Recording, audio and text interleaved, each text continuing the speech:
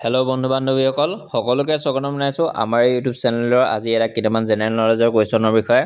ইয়াত মই জেনেৰেল নলেজৰ কুৱেশ্যনৰ বিষয়ে যিহেতু ক'বলৈ গৈছোঁ, ইয়াত যিকোনো মই এনেধৰণৰ জেনেৰেল নলেজৰ কুৱেশ্যন ইয়াত দিয়া নাই। তো তোমালোকে এই ভিডিঅ'টো সম্পূৰ্ণৰূপে চোৱা, ভিডিঅ'টো স্কিপ নকৰিবা। আৰু ইয়াত মইতো সৰু শ্বৰ্টকৈ বুজাই দিছোঁ, তো তোমালোকে চাই লোৱা। প্ৰাকৃতিক সম্পদ, যিসকল কেণ্ডিডেটছে গম পায় প্ৰাকৃতিক সম্পদ কি, তো তোমালোকে কমেণ্ট বক্সত কমেণ্ট কৰি জনাবা, তেতিয়াহ'লে তোমালোকৰ মনত থাকি যাব। আৰু যিসকল কেণ্ডিডেটছে গম নোপোৱা, তেতিয়াহ'লে তোমালোকে এই ভিডিঅ'টো ভালধৰণে চাই লোৱা। প্ৰাকৃতিক সম্পদ বুলিলে কি বুজা, এটা আমি সাধাৰণভাৱে কৈ থ'ব পাৰোঁ, যিবিলাক প্ৰকৃতিৰ পৰা পোৱা যায় সেইখিনিকে প্ৰাকৃতিক সম্পদ বুলি কোৱা হয়।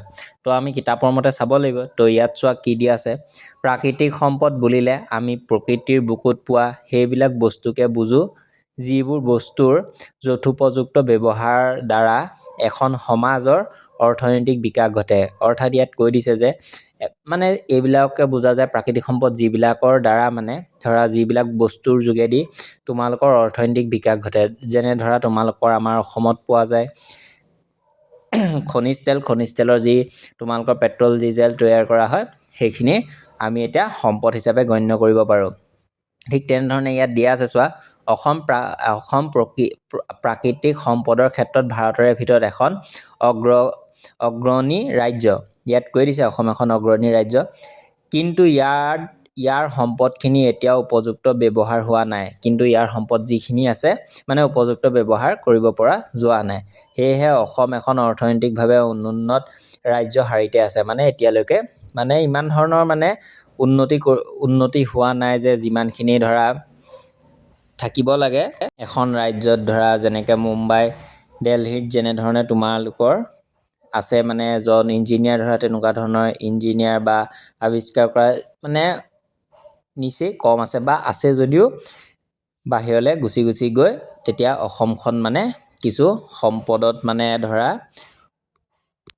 আৱিষ্কাৰৰ ক্ষেত্ৰত মানে পিছ পৰি গৈছে। সেয়েহে অসম এখন অৰ্থনৈতিকভাৱে অনুন্নত ৰাজ্য শাৰীতে আছে। অসমত খনিজাত কৃষিজাত উভয় সম্পদৰে চহকী। বনজ সম্পদো ইয়াৰ হাবিত ভৰি আছে। মানে বনজ সম্পদো পোৱা যায়, আৰু বনজ সম্পদ পালেও মানে বহুতো বাহিৰৰ মানুহে আহি ইয়াৰ পৰা লৈ গুচি যায়। সেই তেনেধৰণৰ কথা দেখা গৈছে। ঠিক আছে, অসমৰ প্ৰাকৃতিক সম্পদ নিম্নোত্তৰ ভাগত ভাগ কৰিব পাৰি। সেইকেইটা হৈছে খনিজ সম্পদ, বনজ সম্পদ, জলজ সম্পদ আৰু অন্যান্য সম্পদ। এইখিনিয়ে আছে। তো তোমালোকক মই এইখিনি এটা সৰুভাৱে কৈ থৈছোঁ। তো তোমালোকে এইটো স্ক্ৰীনশ্বট মাৰি চাই ল'বা, তোমালোকে অলপ পঢ়িবা। মই তোমালোকক আকৌ নেক্সট অন্যান্য ভিডিঅ'ত মই তোমালোকক ভালধৰণে আলোচনা কৰি দিম। আজিয়ে তোমালোকে ভিডিঅ'টো পাই যাবা আমাৰ এইটো চেনেলতে, যে খনিজ সম্পদ কি, বনজ সম্পদ কি, জলজ সম্পদ কি, অন্যান্য সম্পদ কি কেনেধৰণে ভাগ কৰা আছে, সেইখিনি মই ভালধৰণে লাহে ধীৰে বুজাই দিম। তো এইখিনি আছিল প্ৰাকৃতিক সম্পদৰ কিছু সৰু এটা কুৱেশ্যন আনচাৰ বুলি ক'ব পৰা, বা প্ৰাকৃতিক সম্পদ কি বুলিলে তাকে মই অলপকৈ কৈ থৈছোঁ। তো এইখিনি আছিল ভিডিঅ'টো। আকৌ অন্য এটা ভিডিঅ'ত লগ পাম। তো ধন্যবাদ।